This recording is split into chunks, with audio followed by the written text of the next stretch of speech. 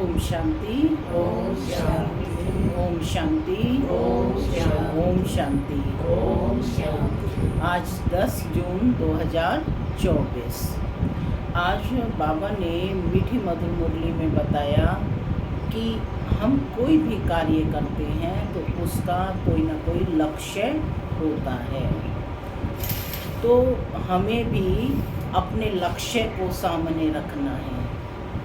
ये बहुत ऊंची पढ़ाई है और इसका हाईएस्ट एम है गुड ह्यूमन बीइंग बनना। और उस गुड ह्यूमन बीइंग में हमारे सामने उदाहरण है लक्ष्मी नारायण का, जिन्होंने वो सर्वोत्तम पद पाया। तो वही हमारा एम ऑब्जेक्ट है। तो हमें अपने लक्ष्य को सामने रखकर अपने अंदर दैवी गुणों की धारणा करनी है। माने उनमें ऐसे कौन से दिव्य गुण थे जो वो हाईएस्ट कहलाए, ठीक है ना। तो परमात्मा आकर के जो गुणों का भंडार है, सर्व गुणों का भंडार है, वह हम आत्माओं में वो गुण भर रहा है ताकि हम अपने हाईएस्ट लक्ष्य को प्राप्त कर सकें। सुख, शांति, प्रेम, आनंद, ज्ञान, शक्ति और पवित्रता, ये सब हमें अपने अंदर धारण करने हैं। साथ ही बाबा ने आज बच्चों को वरदान दिया आयुष्मान भव का, कि लंबी आयु वाले बनो। तो उसके लिए अब यहाँ क्या मेहनत करनी पड़ेगी? कि मृत्यु को जीतने वाला बनना है, लंबी आयु वाले बनने हैं। तो वो किसके द्वारा, कौन सी यात्रा के बारे में कल भी बाबा ने बताया? वह है याद की यात्रा। याद में से ही हमारी कमाई होगी, क्योंकि वो याद दिख नहीं रही है लेकिन गुप्त कमाई है। रूहानी बाप है, रूहानी बच्चे हैं और वर्षा भी रूहानी है। सुनते हैं आज के डायरेक्ट ईश्वरीय महावाक्य। ओम शांति। ओम शांति। बाबा कहते मीठे बच्चे लक्ष्य को सदा सामने रखो तो दैवी गुण आते जाएंगे। लक्ष्य को सदा सामने रखो तो दैवी गुण आते जाएंगे। अब अपनी संभाल करनी है, आसुरी गुणों को निकाल दैवी गुण धारण करने हैं। क्या सावधानी दे रहे हैं कि तुम्हें अपनी संभाल करनी है, आसुरी गुणों को निकाल दैवी गुण धारण करने हैं। आज की मुरली से प्रश्न है, आयुष्मान भव का वरदान मिलते हुए भी बड़ी आयु के लिए कौन सी मेहनत करनी है? आयुष्मान भव का वरदान तो दे दिया कि लंबी आयु वाले बनो, है ना, लेकिन उसके लिए भी मेहनत कौन सी करनी पड़ती है? कौन सी मेहनत करनी पड़ती है? बाबा की याद की मेहनत करनी पड़ती है। और क्या करना पड़ता है? याद से क्या होगा? डर निकलता जाएगा और आत्मा पावन बनती जाएगी, है ना। तो सुनते हैं बाबा का उत्तर। बाबा कहते बड़ी आयु के लिए तमो प्रधान से सतो प्रधान बनने की मेहनत करो। जितना बाप को याद करेंगे उतना सतो प्रधान बनेंगे और आयु बड़ी होगी। फिर मृत्यु का डर निकल जाएगा। याद से दुख दूर हो जाएंगे, तुम फूल बन जाएंगे। याद में ही गुप्त कमाई है, याद से पाप कट जाते हैं, आत्मा हल्की हो जाती है, आयु बड़ी हो जाती है। ओम शांति।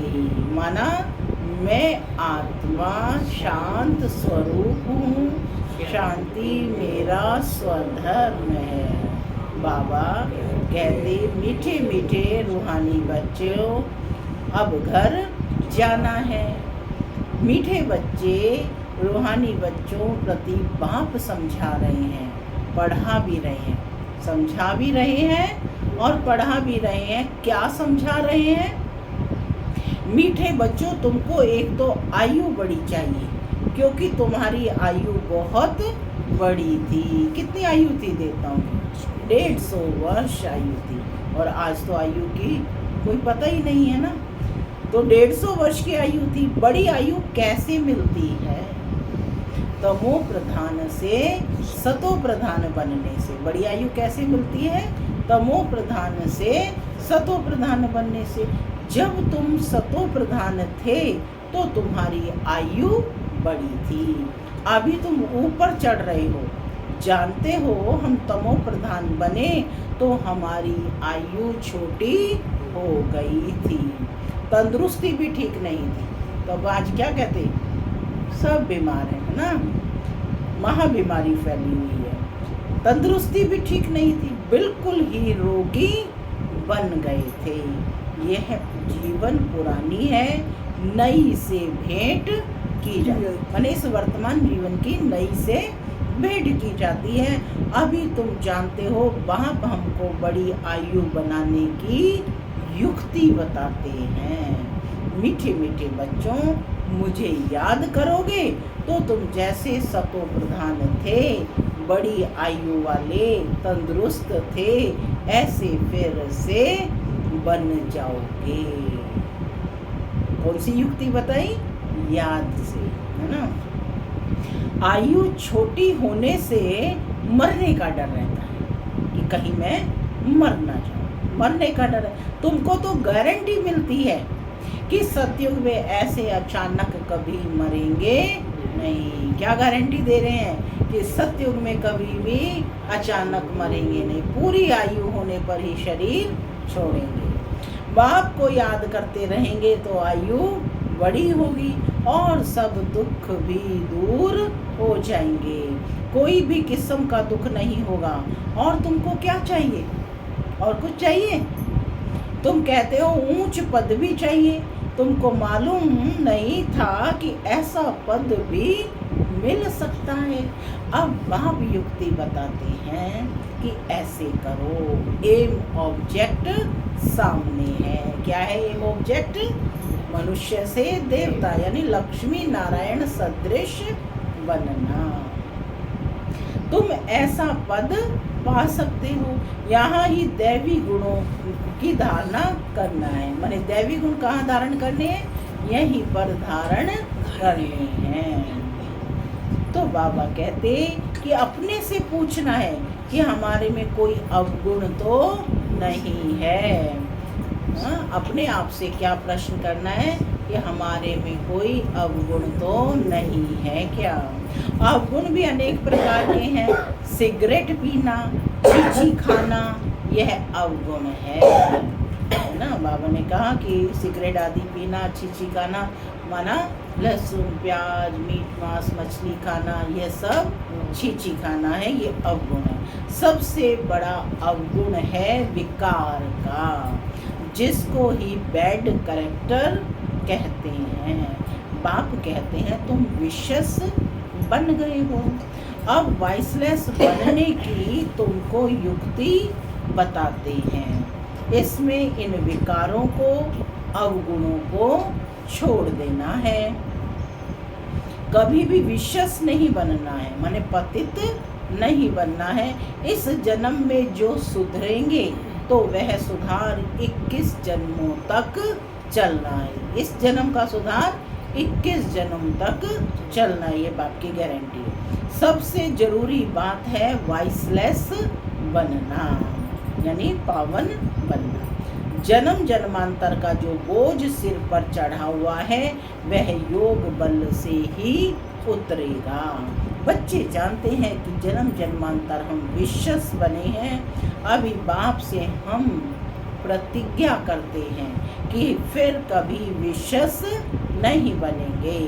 बाप ने कहा है अगर पतित बने तो 100 गुना दंड भी खाना पड़ेगा और फिर पद भी भ्रष्ट हो जाएगा। 100 गुना दंड प्लस पद भी भ्रष्ट हो जाएगा, क्योंकि निंदा कराई ना तो गोया उस तरफ राक्षस मनुष्यों की तरफ चला गया। ऐसे बहुत चले जाते हैं, अर्थात हार खा लेते हैं। आगे तुमको पता नहीं था कि यह धंधा विकार का नहीं करना चाहिए। कोई कोई अच्छे बच्चे होते हैं, कहते हैं हम ब्रह्मचर्य में रहेंगे। सन्यासियों को देख समझते हैं कि पवित्रता अच्छी है। पवित्र और अपवित्र, दुनिया में अपवित्र बहुत रहते हैं। पाखाने में जाने भी अपवित्र माना है। तो क्या है ये नियम कि शौच आदि में जाने के पश्चात हमें क्या करना है? स्नान करना है। वो कपड़े भी चेंज करने हैं और स्नान आदि करके इस बाह्य शरीर को भी पावन बनाना होता है। इसलिए फौरन स्नान करना चाहिए। अपवित्रता अनेक प्रकार की होती है। किसको दुख देना, लड़ना झगड़ना भी अपवित्र कर्तव्य है। बाबू कहते हैं जन्म जन्मांतर तो तुमने बहुत पाप किए हैं, वह सब आदतें अब मिटानी है। अभी तुमको सच्चा सच्चा महान आत्मा बनना है। क्या बनना है? महान आत्मा। तो आज इस स्वमान की भी प्रैक्टिस करनी है कि मैं महान आत्मा हूँ, तब तो वो महानता के गुण आएंगे। उस पर चिंतन भी होगा कि महान आत्मा के क्या गुण हैं। सच्चे सच्चे महान आत्मा तो यह लक्ष्मी नारायणी है, और कोई तो यहाँ बन ना सके, क्योंकि सब तमो प्रधान है। ग्लानि भी बहुत करते हैं ना, उन्हों को पता ही नहीं पड़ता है कि हम क्या करते हैं। एक होते हैं गुप्त पाप और दूसरे होते हैं प्रत्यक्ष पाप। यह है ही तमो प्रधान दुनिया। बच्चे जानते हैं बाप हमको अभी समझदार बना रहे हैं, इसलिए उनको सब याद करते हैं। सबसे अच्छी समझ तुमको मिलती है कि पावन बनना है, और फिर गुण भी चाहिए। देवताओं के आगे जो तुम महिमा गाते आए हो, अभी ऐसा तुमको बनना है। बाप समझाते हैं मीठे मीठे बच्चों, तुम कितने मीठे मीठे गुलगुल फूल थे, फिर कांटे बन पड़े हैं। गुलगुल फूल कब थे? सतयुग में। तो कहते अब फिर कांटे बन पड़े हो। अब बाप को याद करो तो याद से तुम्हारी आयु बड़ी होगी, पाप भी भस्म होंगे, सिर से बोझा हल्का होगा। अपनी संभाल करनी है। हमारे में क्या क्या अवगुण है वह हमें निकालने हैं। जैसे नारद का मिसाल है, उनको कहा तुम लायक हो क्या? उसने देखा कि बरोबर हम लायक नहीं है ना। तो क्या कहते, बाप तुमको ऊंच बनाते हैं। जब देखा ना कि कहा कि अपना मुखड़ा देखो दर्पण में ना, तो देखा कि मैं लायक नहीं हूँ, बाप तुमको लायक बनाते हैं।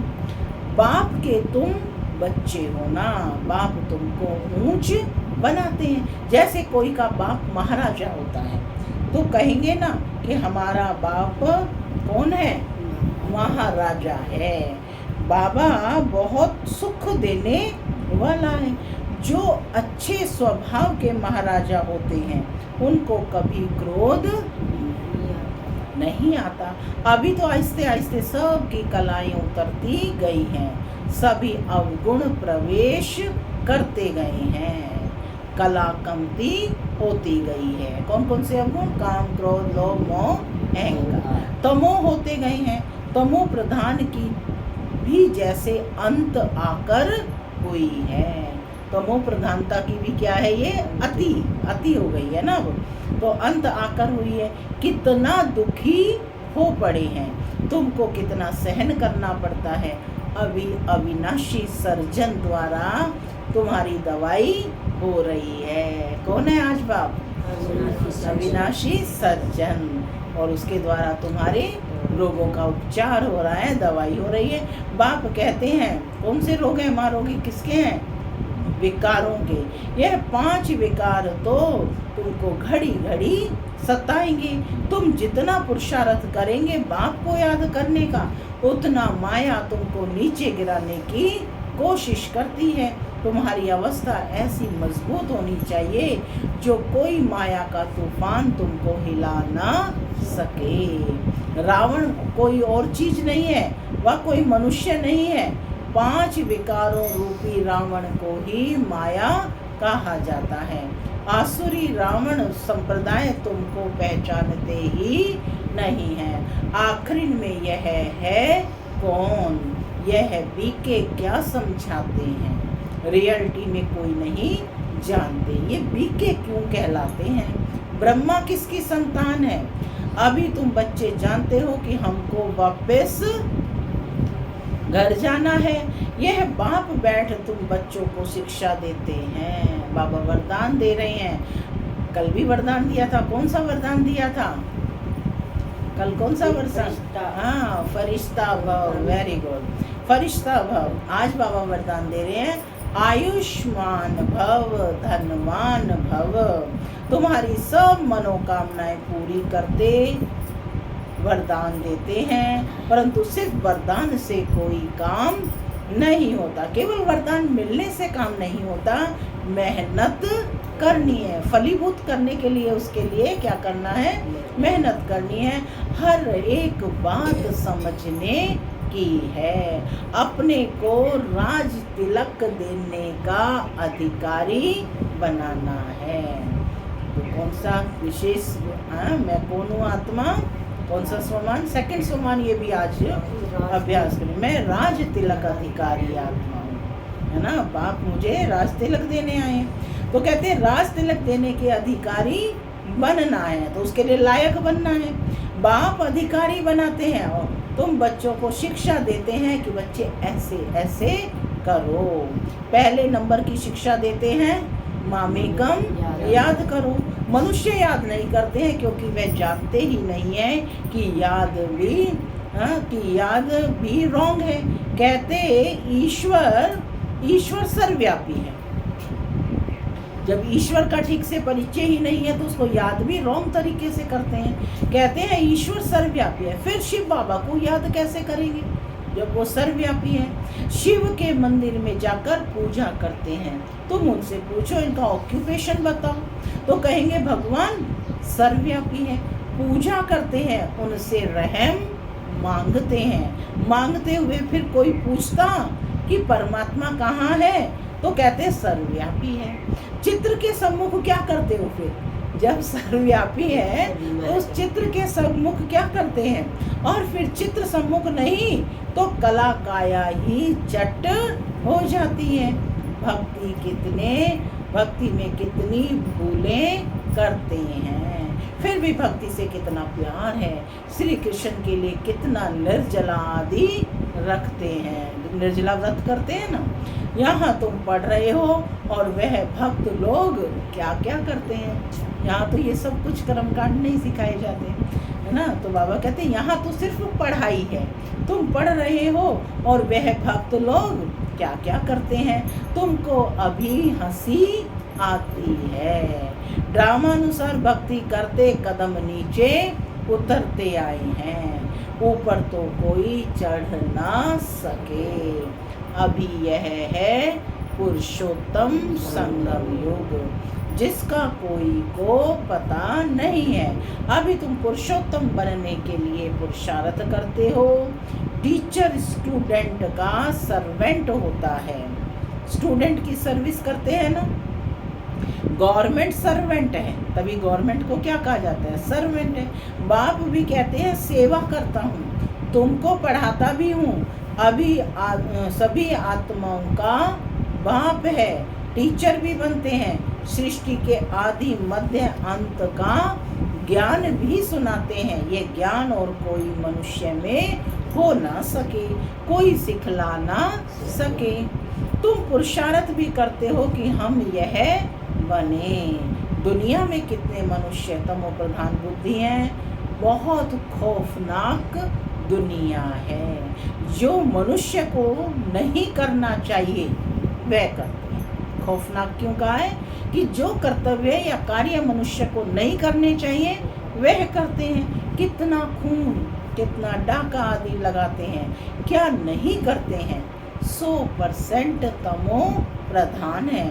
अभी तुम फिर 100% सत्व प्रधान बन रहे हो। उसके लिए युक्ति बताई है, याद की यात्रा।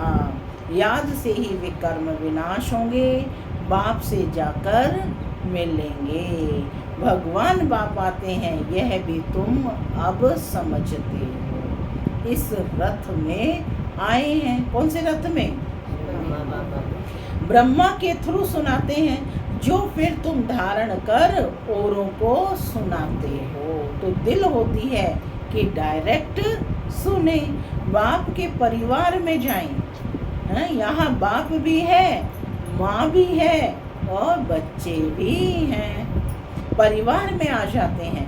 वह तो दुनिया ही आसुरी है। तो आसुरी परिवार से तुम तंग हो जाते हो, इसलिए धंधा आदि छोड़कर बाबा के पास रिफ्रेश होने आते हो। माउंट आबू जाते हैं ना, तो रिफ्रेशमेंट के लिए जाते हैं। यहाँ आते भी हैं ब्राह्मण। कौन आते हैं यहाँ पर? ब्राह्मण। तो इस परिवार में आकर बैठते हो। घर में जाएंगे तो फिर ऐसा परिवार नहीं होगा। वहाँ तो देहधारी हो जाते हैं। यहाँ तो सबका आत्मिक संबंध है। उस गोरख धंधे से निकल तुम यहाँ आते हो। अब बाप कहते हैं, देह के सब संबंध छोड़ो। क्या कहा बाबा ने? देह के सब संबंध छोड़ो, खुशबूदार फूल बनना है। जब ये देह के संबंध छोड़ेंगे तो खुशबूदार फूल बनेंगे, है ना। पुरानी स्वभाव, पुरानी दृष्टि, पुरानी वृत्ति सब छोड़ना है। तो कहते कि वहाँ तो देह खुशबूदार फूल बनना है। फूल में खुशबू होती है, सब उठाकर खुशबू लेते हैं। अक के फूल को कोई नहीं उठाएंगे कोई। तो फूल बनने के लिए पुरुषार्थ करना है। इसलिए बाबा भी फूल ले आते हैं कि ऐसा बनना है। क्लास में बाबा फूल लाते थे ना, फूलों का गुलदस्ता रखा होता था, बगिया से तोड़ कर लाते थे कि ऐसा फूल तुमको बनना है। घर गृहस्थ में रहते एक बाप को याद करना है। तुम जानते हो यह देह के संबंधी तो खलास हो जाने हैं। तुम यहाँ गुप्त कमाई कर रहे हो। तुमको शरीर छोड़ना है, कमाई करके और बहुत खुशी से हर्षित मुख हो शरीर छोड़ना है। घूमते फिरते भी बाप की याद में रहो तो तुमको कभी थकावट नहीं होगी। बाप की याद में अशरीरी हो, कितना भी चक्र लगाओ, भले यहाँ से नीचे आबू रोड तक चले जाओ तो भी थकावट नहीं होगी। पाप कट जाएंगे, हल्के हो जाएंगे। किससे? बाप की याद। तुम बच्चों को कितना फायदा होता है और कोई तो ये जान ना सके। सारी दुनिया के मनुष्य पुकारते हैं कि पतित पावन आकर हमको पावन बनाओ। फिर उनको महात्मा कैसे कहेंगी? पतित को फिर माथा थोड़े ही टेका जाता है, माथा पावन के आगे झुकाया जाता है। कन्या का मिसाल है, जब विकारी बनती तो सब के आगे सिर झुकाती है और फिर पुकारती है, हे पतित पावन आओ। अरे पतित बने ही क्यों, जो पुकारना पड़े। सबके शरीर तो विकार की पैदाइश है, क्योंकि रावण का राज्य है। अभी तुम रावण राज्य से निकल आए हो। इसको कहा जाता है पुरुषोत्तम संगम युग। कलयुग में बैठे हो या पुरुषोत्तम संगम युग पर ना, तो उस से निकल आए। इसको कहा जाता है पुरुषोत्तम संगम युग। अभी तुम पुरुषार्थ कर रहे हो राम राज्य में जाने के लिए। सतयुग में है राम राज्य। सिर्फ त्रेता में राम राज्य कहें तो फिर सूर्यवंशी लक्ष्मी नारायण का राज्य कहाँ गया? विचारणीय प्रश्न है। तो यह सब ज्ञान अभी तुम बच्चों को मिल रहा है। नए नए भी आते हैं जिनको तुम ज्ञान देते हो, लायक बनाते हो। कोई का संग ऐसा मिलता है जो फिर लायक से नालायक बन पड़ते हैं। बाप पावन बनाते, माने अपने संग की संभाल करनी है। बाबा इसके माध्यम से ये कह रहे हैं कि हमें कैसों के संग में उठना, बैठना, चलना और रहना है। तो कहते हैं कि कोई का संग ऐसा मिलता जो फिर लायक से नालायक बन पड़ते हैं, बाप पावन बनाते हैं, तो अब पतित बनना ही नहीं है, जबकि बाप आया है पावन बनाने। माया ऐसी जबरदस्त है जो पतित बना देती है, हरा देती है। कहते हैं बाबा रक्षा करो। वाह, लड़ाई के मैदान में ढेर मरते हैं, फिर रक्षा की जाती है क्या? यह माया की गोली बंदूक की गोली से भी बहुत कड़ी है। क्या कहा बाबा ने? यह माया की गोली बंदूक की गोली से भी बहुत कड़ी है। काम की चोट खाई, गोया ऊपर से गिरे। सतयुग में सब पवित्र गृहस्थ धर्म वाले होते हैं जिनको देवता कहा जाता है। अभी तुम जानते हो बाप कैसे आए हैं, कहाँ रहते हैं, कैसे आकर राजयोग सिखाते हैं, दिखलाते हैं ना कि अर्जुन के रथ पर बैठ ज्ञान दिया।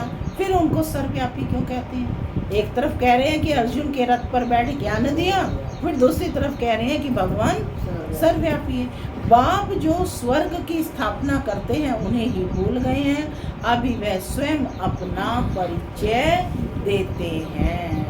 अच्छा, मीठे मीठे सिके लगे बच्चों प्रति माता पिता बाप दादा का याद प्यार और गुड मॉर्निंग। रूहानी बाप की रूहानी बच्चों को नमस्ते। हम रूहानी बच्चों की रूहानी माता पिता बाप दादा को याद प्यार, गुड मॉर्निंग और नमस्ते। नमस्ते, सदा रहो हंसते। चलो परम धाम के रास्ते। धारणा के लिए मुख्य सार। पहला, महान आत्मा बनने के लिए अपवित्रता की जो भी गंदी आदतें हैं वे मिटा देनी है। दुख देना, लड़ना, झगड़ना, ये सब अपवित्र कर्तव्य हैं जो तुम्हें नहीं करने हैं। अपने आप को राज तिलक देने का अधिकारी बनाना है। दूसरा, बुद्धि को सब गोरख धंधों से, देहधारियों से निकाल खुशबूदार फूल बनना है। गुप्त कमाई जमा करने के लिए चलते फिरते अशरीरी रहने का अभ्यास करना है। आज का वरदान है, अपने शुभ चिंतन की शक्ति से आत्माओं को चिंता मुक्त करने वाले शुभ चिंतक मणि भव। अपने शुभ चिंतन की शक्ति से आत्माओं को चिंता मुक्त करने वाले शुभ चिंतक मणि भव। आज के विश्व में सब आत्माएं चिंतामणि हैं। उन चिंतामणियों को आप शुभ चिंतक मणियां अपने शुभ चिंतन की शक्ति द्वारा परिवर्तन कर सकते हो। जैसे सूर्य की किरणें दूर दूर तक अंधकार को मिटाती हैं, ऐसे आप शुभ चिंतक मणियों की शुभ संकल्प रूपी चमक व किरणें विश्व में चारों ओर फैल रही हैं। इसलिए समझते हैं कोई स्पिरिचुअल लाइट गुप्त रूप में अपना कार्य कर रही है, क्योंकि वाइब्रेशंस तेज गति से जाते हैं। यह टचिंग अभी शुरू हुई है, आखिर ढूंढते ढूंढते स्थान पर पहुंच जाएंगे। कि ये टचिंग आ कहाँ से रही है ना, तो वो ढूंढते ढूंढते उस स्थान पर पहुंच जाएंगे। आत्माएं ढूंढते ढूंढते पहुंची है ना कि कहाँ बाबा का ज्ञान चलता है, कहाँ पाठशाला है, कहाँ सेंटर है, तो वो वाइब्रेशंस आत्माएं कैच करती हैं। स्लोगन, बाबा बाप दादा के डायरेक्शन को क्लियर कैच करने के लिए मन बुद्धि की लाइन क्लियर रखो।